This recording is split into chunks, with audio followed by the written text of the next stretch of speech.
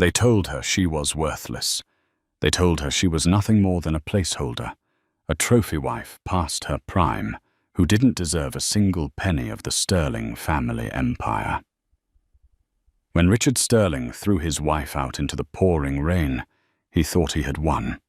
He thought his iron-clad prenuptial agreement would leave her destitute while he ran off with his younger mistress. But Richard forgot one tiny, crucial detail. He never actually checked who his wife really was. He didn't know that the woman he was discarding held a name so powerful that merely whispering it in a courtroom would make the judge stand up in fear. This is the story of the most brutal divorce in high society history, and the shocking twist that no one saw coming.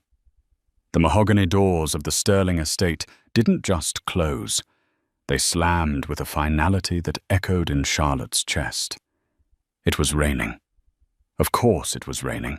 It felt like a cliché from a bad movie, but as the icy water soaked through her thin cashmere sweater, the shivering reality set in. At her feet lay 3 Louis Vuitton suitcases, hastily packed, scratched from being shoved down the front steps by Richard's security guard. "Please, Richard, be reasonable." Charlotte's voice cracked, barely audible over the thunder. The front door opened again, but only halfway. Richard Sterling, CEO of Sterling Dynamics, and the man she had devoted the last 7 years of her life to, stood there. He wasn't looking at her with pity. He was holding a glass of scotch, swirling it gently, a smirk playing on his lips. Beside him, clinging to his arm like a decorative vine, was Jessica. She was 24, his executive assistant, and currently wearing the diamond necklace Charlotte had received for her 5th anniversary. "I'm being reasonable, Charlotte," Richard called out, his voice smooth and indifferent. "Reasonable men don't stay married to women who have nothing to offer. You've aged out of the role, darling. Jessica here. She's the future. Your history. I supported you when the board tried to oust you." Charlotte screamed, the rain plastering her hair to her face. "I nursed your mother when she had her stroke. I signed everything you asked me to sign." "Exactly." Richard laughed, taking a sip of the amber liquid. "You signed everything, including the prenuptial agreement that explicitly states that in the event of a divorce initiated by infidelity on either side or irreconcilable differences, you leave with exactly what you brought into the marriage, which, if I recall correctly, was a pile of student debt and a used Honda Civic." He stepped forward just to the edge of the dry porch, looking down at her like she was a stray dog. "My lawyers, Cromwell and Finch, have already filed the papers. You have 0 claim to the Sterling fortune, 0 claim to the house, 0 claim to my future earnings. You are walking away with nothing, Charlotte, just like you were when I found you waiting tables in that diner." "Richard, don't do this," she pleaded, not for the money, but for the sheer cruelty of it. "Where am I supposed to go?" "I really don't care." He shrugged. "But I'd suggest getting off my driveway before I call the police for trespassing. You're no longer a resident here." Jessica giggled, whispering something in Richard's ear. He smirked and kissed her forehead. "Goodbye, Charlotte. Do try not to make a scene in court. It will be embarrassing for you." The heavy door slammed shut again. The click of the deadbolt was the loudest sound in the world. Charlotte stood there for a long time, the rain mixing with the hot tears streaming down her face. She looked at the closed door, the symbol of the life she thought was real. She had loved him. She really had. She had hidden her past, her identity, and her potential, just to be the supportive, submissive wife he wanted. She had dimmed her own light so he could shine, and this was her reward. Slowly, the trembling in her hands stopped. The sorrow in her eyes hardened into something colder, something like steel. She reached into her wet pocket and pulled out a burner phone she had kept hidden in the lining of her suitcase. She dialed a number she hadn't called in 7 years. It rang once, twice. "Hello," a gruff, elderly voice answered. "This is a private line. Who is this, Uncle Arthur?" Charlotte said, her voice no longer shaking. "It's me, it's Lottie." There was a profound silence on the other end, then a sharp intake of breath. "Charlotte. My God, is it really you? We thought, after you ran away, we thought you were gone for good."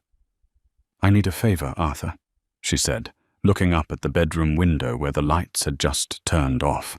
"I need you to reactivate the trust, and I need the best litigator at Holloway, Pierce & Associates ready by Monday morning." "The trust," Arthur stammered. "Charlotte, if you reactivate the trust, the confidentiality clause breaks. The world will know. He will know." "That's the point," Charlotte whispered, wiping the rain from her eyes. "He wanted a divorce. I'm going to give him a war." 3 weeks later, Richard Sterling was sitting in the high-rise conference room of Sterling Dynamics, feeling like the king of the world. "The merger is all but guaranteed, Richard," his CFO, a nervous man named Greg, said, while pointing at the charts. "With the acquisition of the North Tech supply chain, our stock is going to triple. You'll be a billionaire by the end of the quarter." Richard leaned back in his leather chair, propping his feet up on the mahogany table. "And the divorce? Clean cut?" Greg nodded. "We've got Judge Harrison presiding. Well, let's just say he owes your father a few favors from back in the day. Plus, he's old school. He hates gold diggers. He'll look at Charlotte, see a waitress who got lucky for 7 years, and grant the prenup execution immediately. She won't get a dime." "Good," Richard grinned. "She's been quiet. Too quiet. I expected her to run to the tabloids crying about how I mistreated her, but not a peep." "Maybe she realized she's beaten," Jessica cooed from the corner where she was pretending to organize files, but was mostly shopping for wedding dresses online. "She's probably back in some trailer park by now." Richard checked his watch. "The preliminary hearing is tomorrow at 9:00 a.m. I want to wear the Navy Armani. Let's make this quick. I want her name off my accounts and her presence out of my life so we can announce the engagement." Meanwhile, across the city, the atmosphere was very different. Charlotte sat in a dimly lit office that smelled of old books and expensive cigars. The sign on the door didn't say lawyer. It simply said, "Holloway, Pierce & Associates, Private Client Services." This wasn't a firm you found on Google. This was the firm that cleaned up messes for royalty and drafted treaties for small nations. Arthur Holloway, a man of 80 with sharp eyes and a sharper suit, slid a folder across the desk. "Everything is in order, Lottie," he said softly.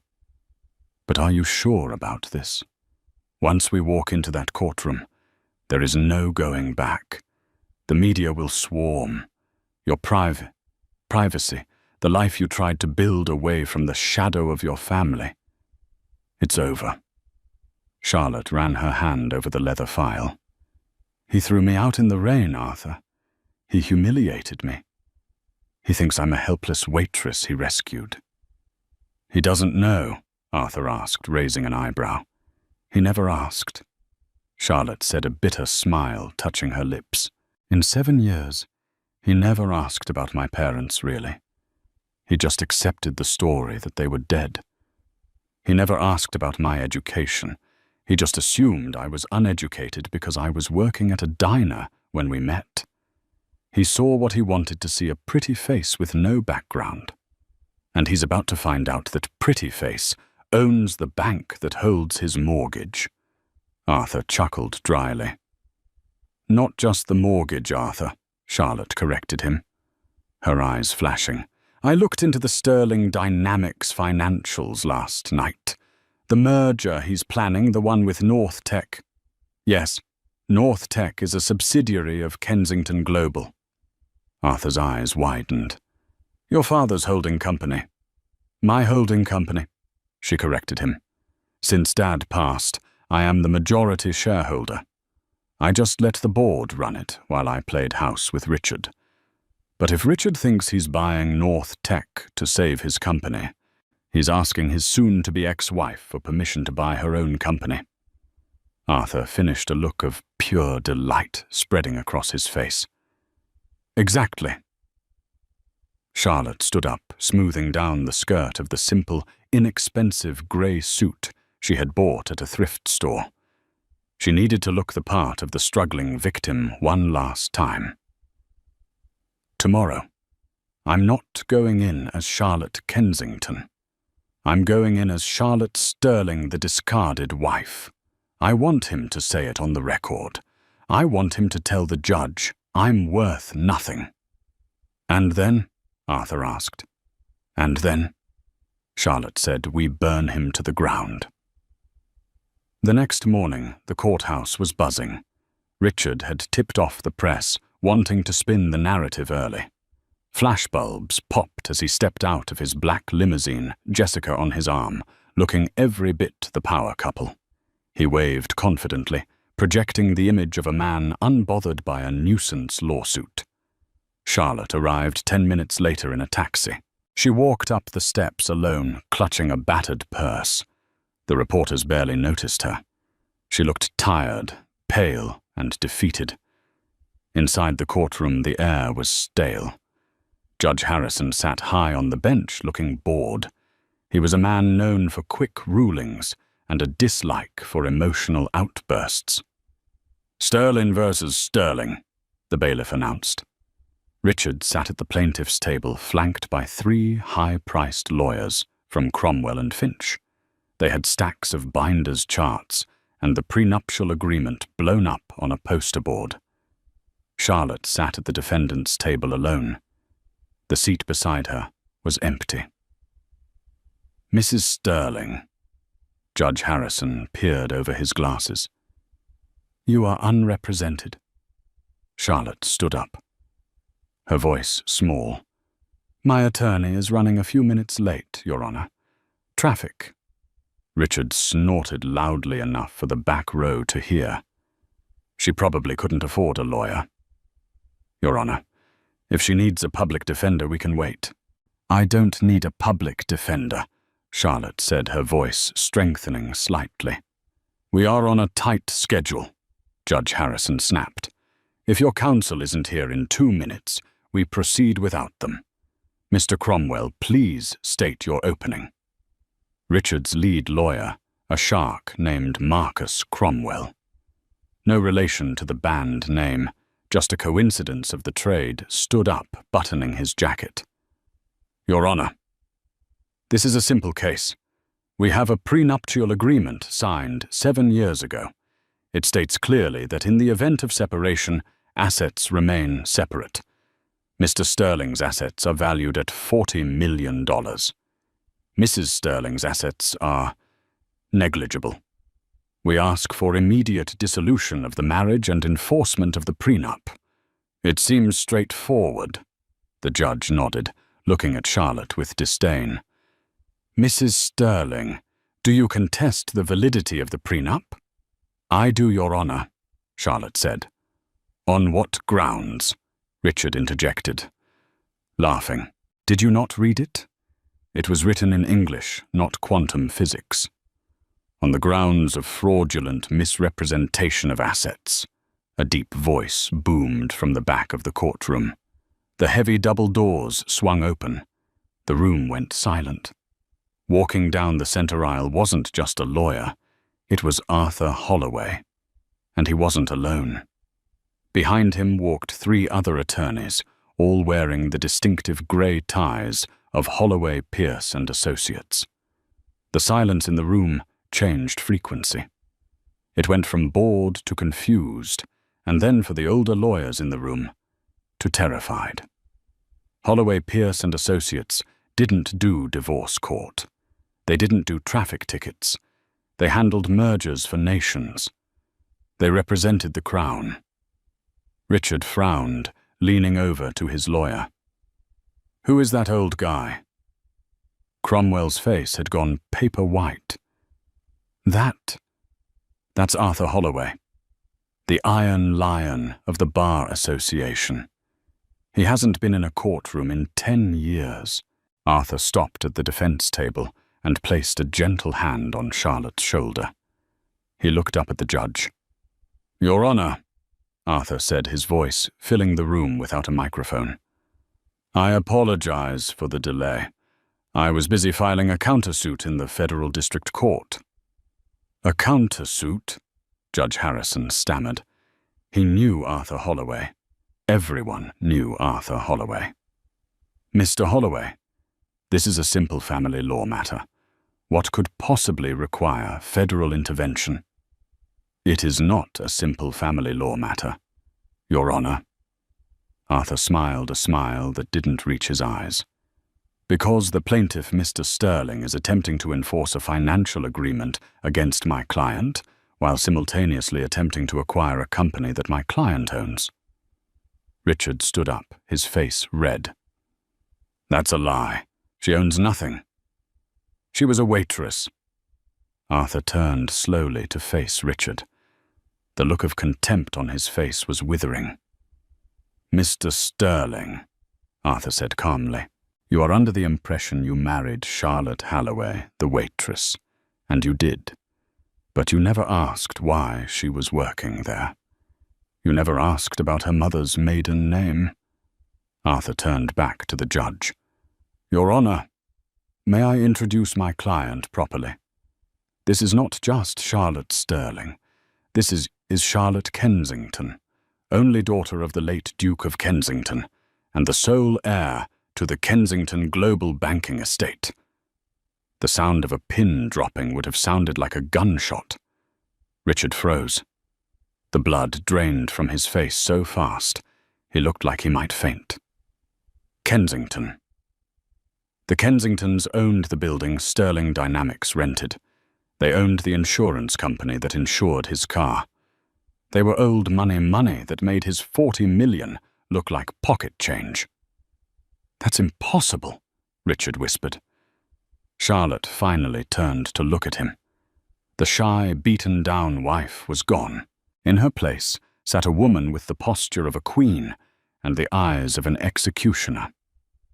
"Sit down, Richard," Charlotte said, her voice cool and commanding. "We're just getting started."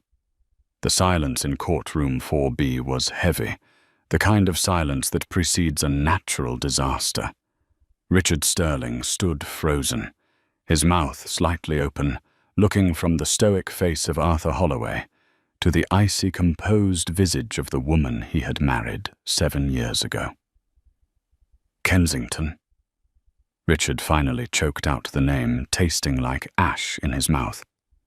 That's absurd. Charlotte's father was a mechanic from Ohio. She told me that herself." Charlotte remained seated, her hands folded neatly on the table. She didn't speak. She let Arthur do the talking. The older lawyer adjusted his glasses, pulling a sheet of paper from the thick file. "My client told you her father fixed things and liked to work with his hands," Arthur corrected smoothly. "The late Duke of Kensington was indeed an avid restorer of vintage automobiles. He spent most of his time in his garage. You, Mr. Sterling, assumed mechanic because it fit the narrative you constructed for my client, simple, poor, and beneath you." Judge Harrison cleared his throat.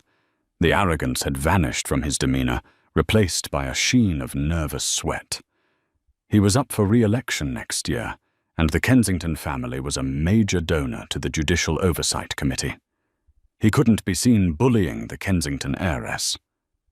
"Mr. Holloway," the judge said, his voice trembling slightly. "While this revelation regarding Mrs. Sterling's lineage is surprising, does it materially affect the case The plaintiff is requesting the enforcement of the prenuptial agreement. Oh, we are more than happy to enforce the prenuptial agreement, Your Honor, Arthur said, a predatory smile crossing his face. Richard's lawyer, Marcus Cromwell, looked up sharply. He was a smart man, and he knew that when a lawyer like Arthur Holloway agreed to something, it was a trap. "Wait a minute," Cromwell muttered. "You see," Arthur continued, pacing in front of the bench. "Mr. Sterling was very specific when he drafted this agreement. He included a total separation of assets clause, Clause 4, Section B. Neither party shall have any claim to the assets, inheritance, or business ventures acquired by the other party prior to or during the marriage." "Exactly," Richard shouted, regaining some of his bluster. "That means she can't touch my company. She can't touch my 40 million. And it means you, Mr. Sterling." Charlotte spoke up for the first time, her voice cutting through the air like a knife. "Cannot touch mine." Richard scoffed. "I don't want your money. I have my own." "Do you?" Charlotte asked. She stood up, slowly picking up a document from Arthur's stack. "Because according to this foreclosure notice, Sterling Dynamics is currently leveraged to the hilt. You borrowed $15 million 5 years ago to expand into the Asian market. A loan from sovereign private equity." Richard paled. "That's confidential business information." "How did you—" "I am sovereign private equity," Charlotte said calmly. The color drained from Richard's face entirely. Jessica, sitting in the gallery, gasped audibly. "When you couldn't get a loan from the major banks because your credit was overextended," Charlotte explained, walking slowly toward the plaintiff's table, "you came home complaining about how the system was rigged. You didn't know that I called my trustees that night and authorized the loan through a shell company. I funded your expansion, Richard. I saved your career." You loaned me the money," Richard whispered. "And you missed your last 3 interest payments because you were too busy buying diamond necklaces for your assistant," Charlotte said, glancing at Jessica. "Under the terms of the loan agreement, which you signed without reading, just like you assumed I signed the prenup without reading, the lender has the right to call the full principal immediately in the event of a default." Arthur stepped forward, slamming a heavy document onto the judge's bench. "Your Honor, sovereign private equity is hereby calling the loan. Mr. Sterling owes the trust $15 million plus penalties and interest, totaling $18 million. Since he does not have the liquid cash, we are filing a motion to freeze all assets of Sterling Dynamics and Mr. Sterling personally until the debt is satisfied." "Objection!" Cromwell screamed, standing up. "This is an ambush. This is a divorce hearing, not a bankruptcy court." "It is a divorce hearing," Judge Harrison said, looking at the papers with wide eyes. "But financial standing is relevant. Mr. Cromwell, if your client is $18 million in debt to his wife's trust, effectively, he is bankrupt." "I have the merger," Richard shouted, slamming his fist on the table. "The North Tech merger closes on Friday. That deal is worth $50 million. I can pay her back then." Charlotte looked at him with an expression that was almost pitying. "Richard, you really don't listen, do you?" She leaned in close, her voice a whisper that the microphones picked up clearly. "I told you, I am North Tech. My father bought North Tech in the 90s. It's part of the Kensington portfolio." Richard stared at her, his eyes bulging. "No. There is no merger," Charlotte said coldly. "I pulled the deal this morning at 8:00 a.m. Sterling Dynamics is acquiring nothing. Your stock is going to plummet the moment the market opens."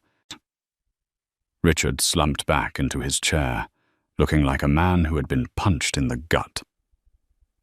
The empire he thought he built, the wealth, he thought made him superior was all a mirage. It was all her. It had always been her. "Judge," Arthur said, buttoning his suit jacket, "since the plaintiff is financially insolvent and has attempted to defraud my client by hiding his debt status, we move to dismiss his petition for divorce on his terms. We are countersuing for full dissolution based on adultery and financial misconduct. And we are requesting immediate possession of the marital home as it was used as collateral for the defaulted loan." Judge Harrison didn't hesitate. He banged his gavel. "Motion granted. Assets frozen. The marital home is returned to Mrs. Sterling, effective immediately. Mr. Sterling, you have 24 hours to vacate the premises." Richard looked up, his eyes wild. "You can't do this. I'm Richard Sterling." "Not anymore," Charlotte said, turning her back on him. "No, you're just a trespassing tenant." The rain had stopped when Richard stumbled out of the courthouse, but the storm in his life was just beginning. Reporters swarmed him. Usually Richard loved the press. He loved the attention. But today the questions were like daggers. "Mr. Sterling, is it true you're bankrupt? Is it true your wife owns your company? Are you being evicted?" He pushed through them, shoving a cameraman aside. Jessica was trotting behind him, struggling to keep up in her heels. She looked terrified. The confident, smug mistress from the morning was gone. "Richard, wait," she cried, grabbing his arm as they reached the limo. "What does this mean? What about the condo you promised to buy me? What about the Paris trip?" Richard spun around, his face purple with rage. "Shut up. Just shut up, Jessica. Can't you see what's happening? She played me. She played me for 7 years." He threw himself into the back of the car. Jessica hesitated, then climbed in. The driver, a man named Frank, who had been with Richard for years, looked in the rearview mirror. "Where to, Mr. Sterling?" "The office," Richard snarled. "Drive fast. I need to get to the board before she does." He pulled out his phone, his fingers trembling as he dialed Greg, his CFO. It went straight to voicemail. He dialed the chairman of the board, a stern man named Jonathan Hayes. Voicemail. "Damn it!" Richard threw the phone against the leather seat. "Richard," Jessica whispered, shrinking into the corner. Maybe we should just apologize if she has that much money. Maybe she'll give you a settlement just to make you go away." Richard laughed, a harsh, manic sound. "Apologize to Charlotte." "She was a waitress, Jessica. I saved her from a life of serving coffee. She should be grateful I married her at all. This is a misunderstanding. Once I explain to the board that this is just a bitter ex-wife trying to sabotage the company, they'll back me. I'm the founder. They can't run Sterling Dynamics without me." The car screeched to a halt in front of the gleaming glass tower of the Sterling building. Richard didn't wait for Frank to open the door. He burst out storming through the lobby. The receptionist, a young woman who usually greeted him with a bright smile, looked down at her desk, refusing to make eye contact. The security guard, usually quick to salute, pretended to be busy with his radio. Richard ignored them, jamming his finger against the elevator button. Come on. When the doors opened on the top floor, the executive suite, the atmosphere was wrong. Usually it was bustling with energy. Today it was silent. People were packing boxes. Richard ran down the hallway to the boardroom. The double glass doors were closed. He could see silhouettes inside. "They're having a meeting without me," he hissed. He threw the doors open. "What the hell is going on here?" The room fell silent. Around the long oval table sat the 12 members of the board of directors. At the head of the table, his seat sat a man he didn't recognize. He was young, sharp-featured, wearing a suit that cost more than Richard's car. "You're late, Mr. Sterling," the man said calmly. "Who are you?" Richard demanded, marching forward. "Get out of my chair. Jonathan, why is this stranger in my seat?" Jonathan Hayes, the board chairman, didn't look at Richard. He looked at the paperwork in front of him. "Richard, please, sit down." "I will not sit down," Richard roared. "I am the CEO of this company. I want an explanation." "The explanation," the young man at the head of the table said, "is that you no longer hold a controlling interest in this firm." "Liar," Richard spat. "I own 51% of the voting stock." "You did," the man corrected. "But you pledged 20% of that stock as collateral for a personal line of credit with Vanguard Holdings 3 years ago. A line of credit you defaulted on this morning when your assets were frozen by the court." Richard froze. He had forgotten about the Vanguard loan. It was a small bridge loan he used to buy his yacht. "Vanguard called the debt," the man continued, "and they exercised their right to seize the collateral. They then immediately sold that 20% block of stock to a private investor." "Who?" Richard whispered, though he already knew the answer. The dread pooling in his stomach was cold and heavy. The side door of the boardroom opened. Charlotte walked in. She had changed out of her courtroom thrift store suit. She was now wearing a tailored white power suit that radiated authority. Her hair was pulled back in a sleek bun. She didn't look like a waitress. She looked like exactly what she was, a woman who owned the building. "Hello, Richard," she said softly. "You bought the stock." Richard said, his voice shaking. "I bought the debt," Charlotte corrected. "And then I took the stock, which combined with the shares my family trust has been quietly acquiring over the last 6 months, brings my total ownership of Sterling Dynamics to 65%. She walked over to the head of the table. The young man stood up and moved aside respectfully. Charlotte placed her hands on the back of the leather chair, Richard's chair. "I am the majority shareholder," Charlotte announced, looking around the room at the board members. "And my first motion as controlling owner is to call for a vote of no confidence in the current CEO, Richard Sterling, citing gross financial negligence, reputational damage, and corporate fraud." "Seconded," Jonathan Hayes said immediately, finally looking at Richard with disgust. "You lied to us about the North Tech merger, Richard. You told us it was a done deal. You didn't tell us you were trying to buy your wife's company." "I move for immediate termination," Charlotte said. "All in favor?" Jonathan asked. Every hand in the room went up. "Richard Sterling," Charlotte said, her voice devoid of emotion. "You are fired. Security will escort you out. You have 10 minutes to clear your desk. Take only personal items. Any company property, laptop, phone, car keys stays." "You can't do this!" Richard screamed, lunging toward her. 2 large security guards stepped out from the shadows blocking his path. One of them grabbed Richard's arm. "Don't touch me!" Richard yelled, thrashing. "I built this. This is mine." "It was never yours, Richard," Charlotte said, her eyes sad but firm.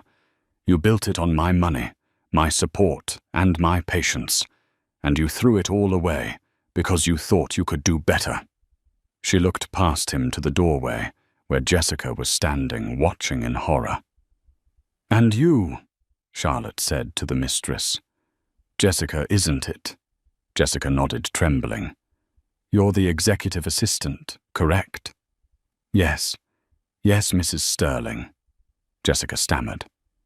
"You're fired too," Charlotte said. "Inefficiency and gross misconduct. Clear your desk." Charlotte sat down in the CEO's chair, turning her attention to the board. Now, gentlemen, let's discuss how we're going to clean up this mess and rebrand. I'm thinking of changing the name. Sterling Dynamics has a bad reputation. As the security guards dragged a screaming Richard out of the room, the last thing he saw was his ex-wife, the woman he had discarded like trash, taking command of the only thing he ever loved. The sidewalk outside the Sterling building was cold, hard concrete. It was a stark contrast to the plush Persian rugs Richard was used to walking on. 2 security guards, men Richard had ignored for 5 years. Men whose names he had never bothered to learn dropped a cardboard box at his feet. It landed with a pathetic thud. Inside were a stapler, a framed photo of himself shaking hands with a senator, and a half-empty bottle of cologne. "Mr. Sterling," the taller guard said, his voice devoid of sympathy, "you are banned from the premises. If you attempt to re-enter, we are authorized to use force and call the police." Richard straightened his tie, trying to salvage some shred of dignity. "You're making a mistake. I'll be back. I'll sue this entire company into the ground." "Good luck with that, sir," the guard said, turning his back and keying his radio. "Subject is off the property." Richard turned to the curb where his sleek black limousine was idling. Frank, his driver, was standing by the rear door. Richard sighed, relieved. At least he had the car. He could go to the country club, regroup, and call his contacts. "Frank, take us to the St. Regis," Richard commanded, reaching for the door handle. Frank stepped in front of the door, blocking him. "I can't do that, Mr. Sterling." Richard blinked.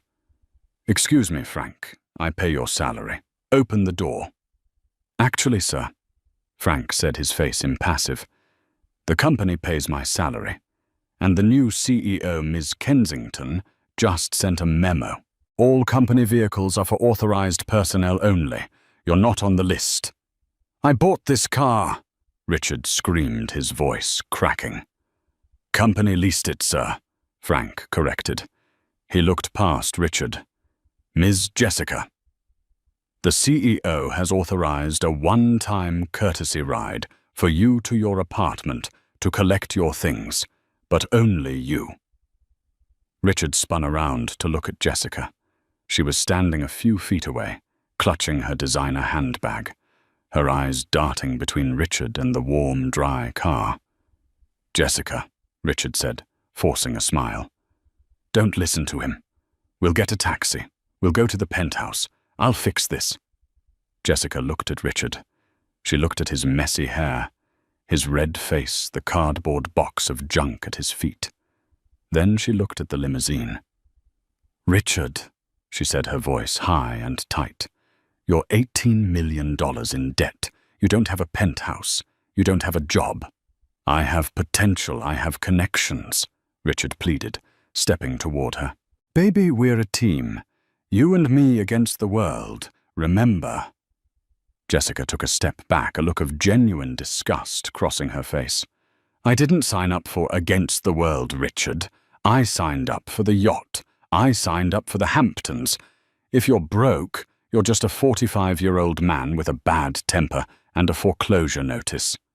She sidestepped him and slid into the back of the limousine. "Jessica!" Richard yelled as she slammed the door. Frank got into the driver's seat. The window rolled down 1 inch. Jessica's eyes were visible. "Don't call me," she said. "I'm going to change my number." The window rolled up. The limousine pulled away, merging into traffic, leaving Richard standing alone on the curb with his box of office supplies. He stood there for a full minute, unable to process the speed of his collapse. 2 hours ago, he was a titan of industry. Now he was a pedestrian. "Fine," he muttered, kicking the cardboard box. "I don't need them. I have friends." He pulled out his personal cell phone. He dialed Brad Forrester, an investment banker he had played golf with every Sunday for 10 years. Brad owed him. Richard had given Brad insider tips that made him millions. Ring, ring, ring. "Hello?" Brad's voice answered. Brad. Thank God, Richard said, putting on his bravado voice. Listen, I'm in a bit of a bind. Hostile takeover. Crazy ex-wife drama. You know how it is. I need a place to crash for a few nights and maybe a bridge loan. Just a couple $100,000 to get my legal team moving. There was a long pause on the line. Richard, Brad said, his tone icy. I heard. Yeah, it's a mess, but I'll bounce back. I just need... You're not listening, Richard. Brad cut him off. I heard who your wife is. She's a Kensington. So what? So Kensington Global clears all my firm's international trades, Brad hissed. If I am seen buying you a cup of coffee, let alone lending you money, they could blacklist my firm. I'd be ruined. We're friends, Brad. We were golf partners, Richard. There's a difference. Don't call this number again. Click. Richard stared at the phone. He tried another number, then another. The result was the same. Panic rejection or simply a voicemail that would never be returned. The social elite of the city, the people who had laughed at his jokes and drunk his champagne, had formed a phalanx against him. They smelled blood in the water, and they knew the shark eating him was too big to fight. He checked his banking app. Access denied. Account frozen by court order. He checked his credit cards. Status cancelled. He checked his pocket. He had a $20 bill and a pack of gum. It started to rain again. Richard walked 6 blocks to a cheap motel on the outskirts of the business district.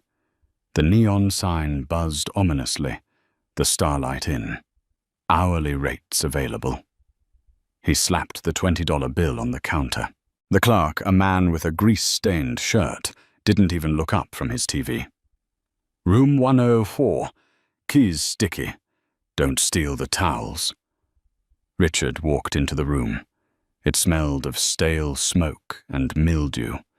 He sat on the sagging mattress, still wearing his $3,000 suit.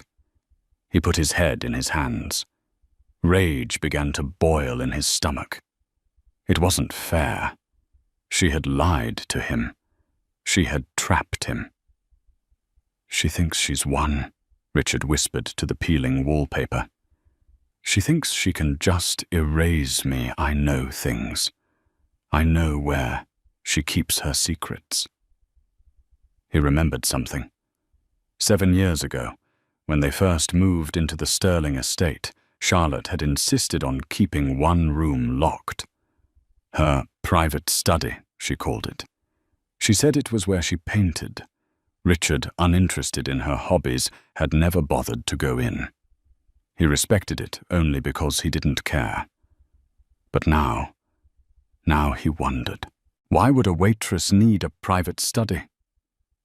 Why would a Kensington heir hide in a marriage to a mid-level CEO? There had to be skeletons in her closet. Something scandalous.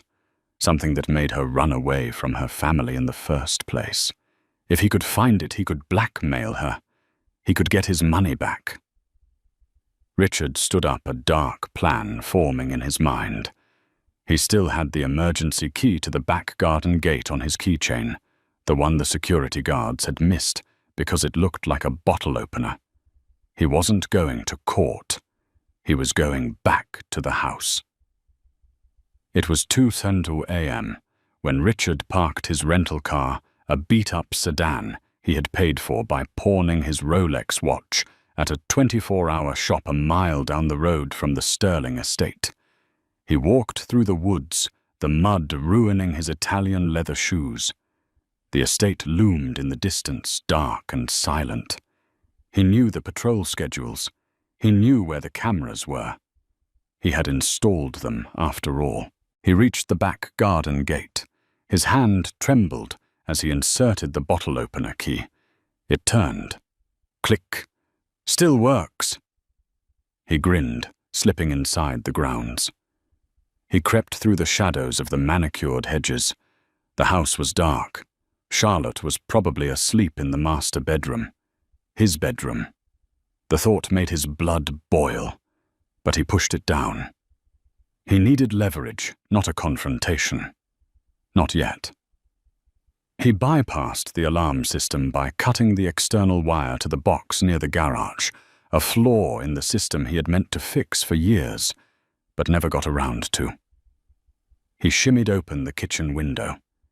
He dropped onto the tile floor, holding his breath. Silence. He moved through the house like a ghost. It felt different. The air smelled different, lighter, cleaner. His gaudy gold statues were gone. The heavy velvet drapes were pulled back. Even in the dark, he could feel that she had already erased his taste from the home. He reached the door to the private study on the second floor. It was locked, of course. Richard took a screwdriver he had swiped from the pawn shop and jammed it into the lock mechanism. He wasn't worried about being subtle anymore. He twisted hard. The wood splintered. The door popped open. Richard clicked on his small flashlight and stepped inside. He expected to find a safe, or stacks of cash, or maybe illicit love letters. Instead, he found a nursery. The room was painted a soft pastel yellow. There was a crib in the corner covered in a dust sheet. There was a rocking chair, and on the walls hundreds of photos. Richard stepped closer, his heart hammering against his ribs. The photos were of a baby boy. He saw photos of Charlotte holding the baby. She looked younger, happier, but also incredibly tired. He saw photos of an older man, the Duke of Kensington, holding the child. And then he saw the death certificate framed on the wall. Alexander Kensington Sterling. Born June 4th. Died June 6th. Richard froze. The dates.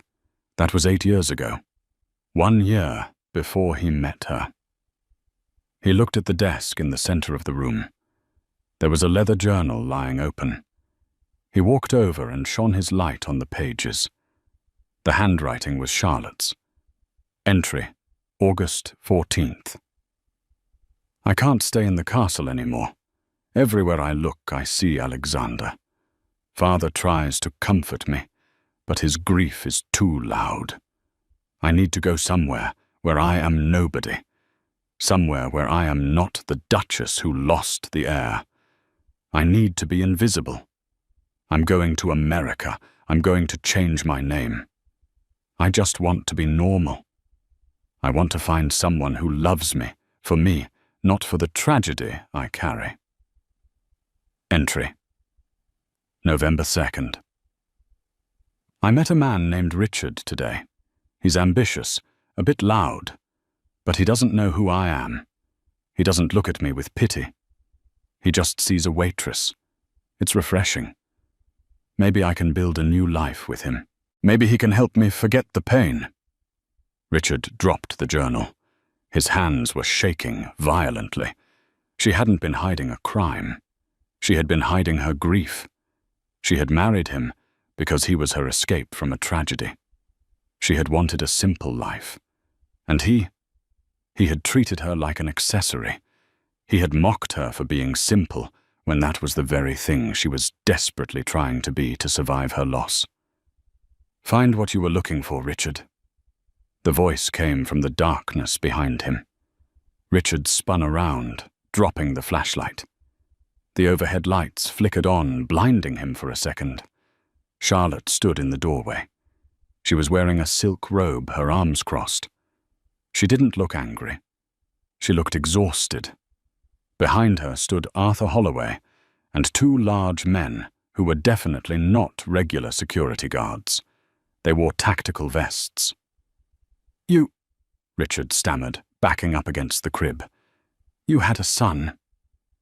"I did," Charlotte said softly. "His heart wasn't strong enough. I ran away to mourn him. I met you, and I thought if I loved you enough, if I supported you enough, I could fill the hole in my heart." She took a step into the room, her eyes hard. "But you were a bottomless pit, Richard. You took everything I gave and demanded more. And when I couldn't give you the social status you craved, you threw me away." "I didn't know," Richard cried, pointing at the photos. "If you had told me you were a duchess, if you had told me about the baby, things would have been different." "Yes," Charlotte said, her voice dripping with disdain. "If you knew I was a duchess, you would have exploited my name to sell more stock, and if you knew about my son, you probably would have told me to get over it, because it was depressing your dinner guests." Richard opened his mouth to argue, but the words died in his throat. She was right. He knew deep down she was absolutely right. "I came here to find dirt on you," Richard admitted, his shoulders slumping. "I wanted to blackmail you." "I know," Charlotte said. "I saw you on the thermal cameras the moment you jumped the fence. I let you in, Richard." "Why?" "Because I wanted you to see this." She gestured to the room. "I wanted you to see that while you were chasing money and fame, you were living with a woman who had walked away from more wealth than you could ever imagine just to find something real. And you were too blind to see it." Arthur Holloway stepped forward, holding a pair of zip ties. "Breaking and entering it," Arthur listed off. "Burglary. Violation of a restraining order. Industrial espionage. And damage to private property." He pointed to the broken lock. "Wait." Richard panicked. "Charlotte, please, don't call the police. I'm your husband. Well, ex-husband. We shared a life."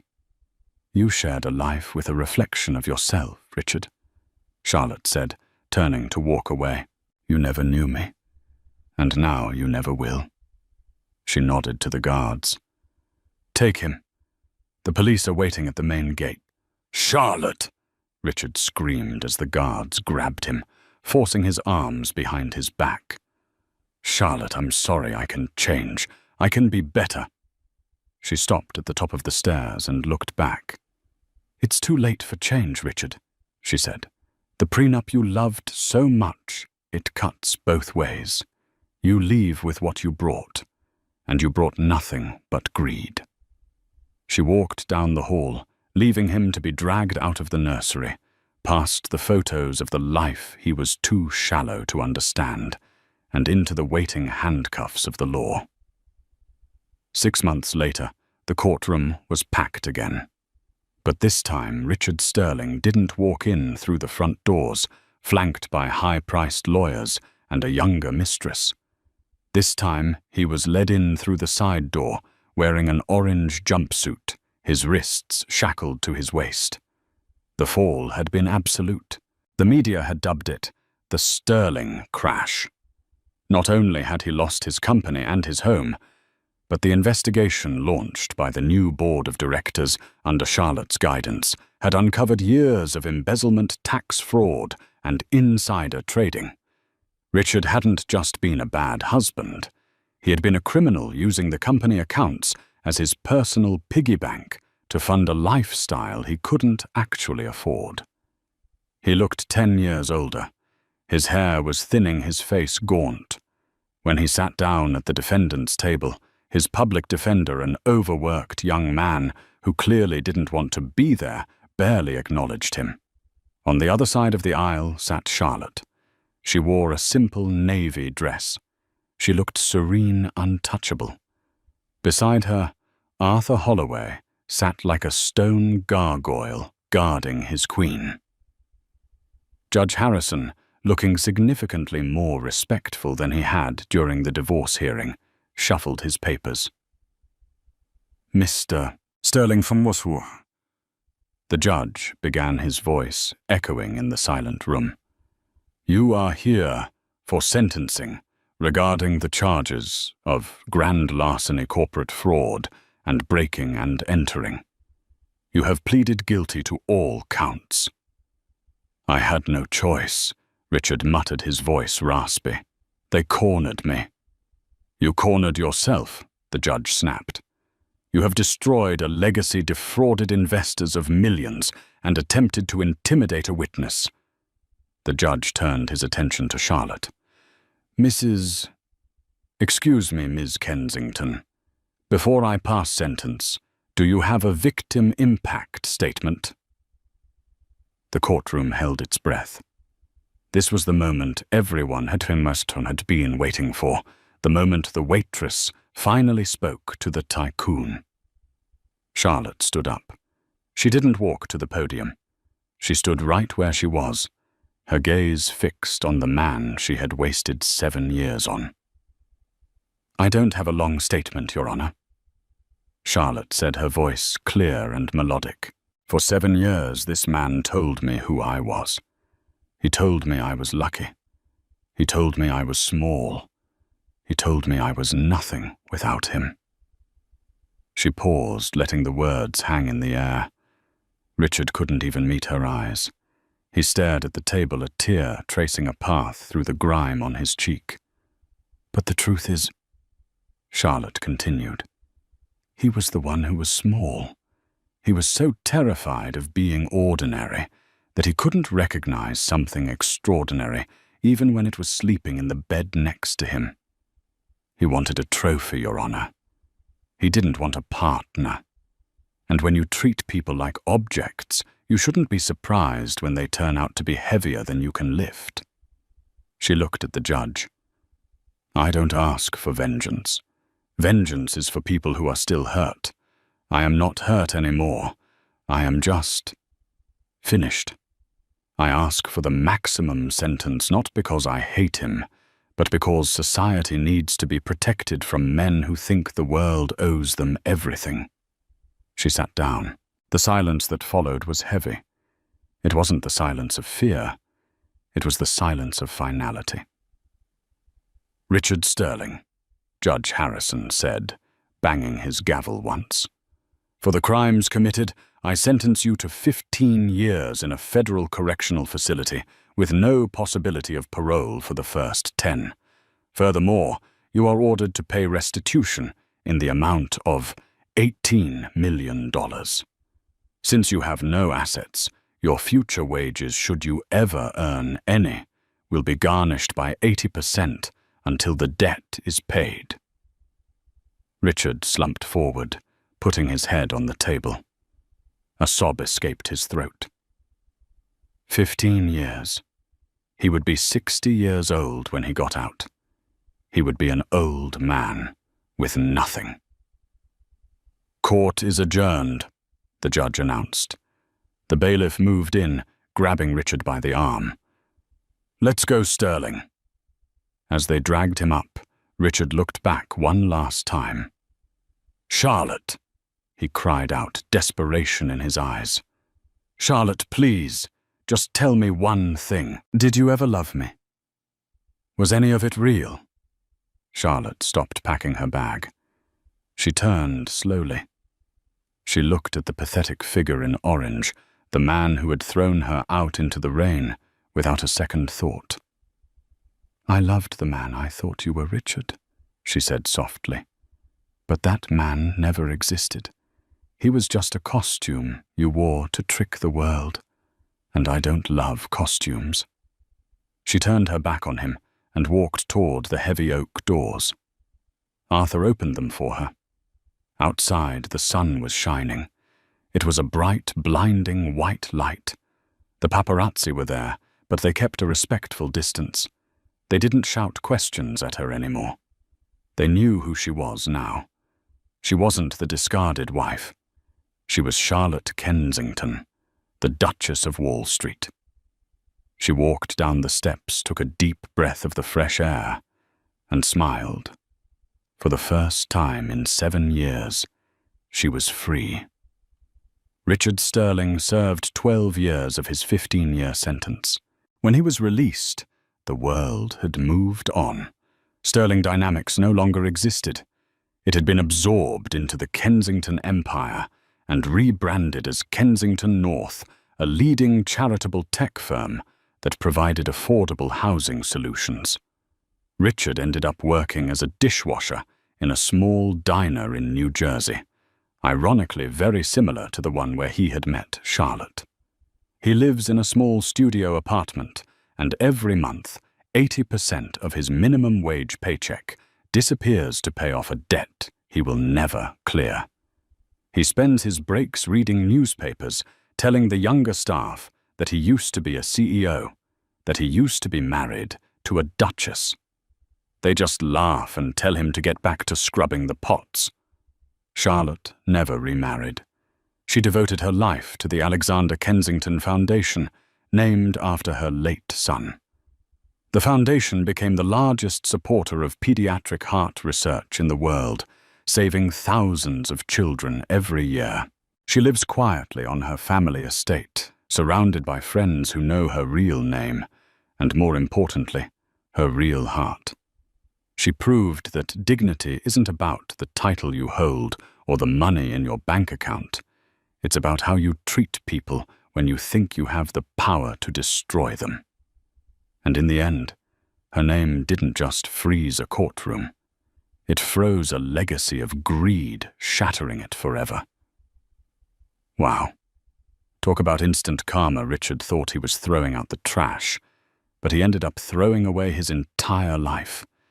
It just goes to show you never really know who someone is until you see how they treat people they think they don't need. What do you think? Did Richard deserve that 15-year sentence, or was losing his fortune enough punishment? Let me know your thoughts in the comments below.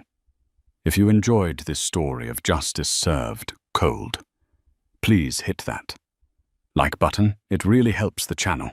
And don't forget to subscribe and ring the notification bell so you never miss another story about the dark side of the rich and powerful.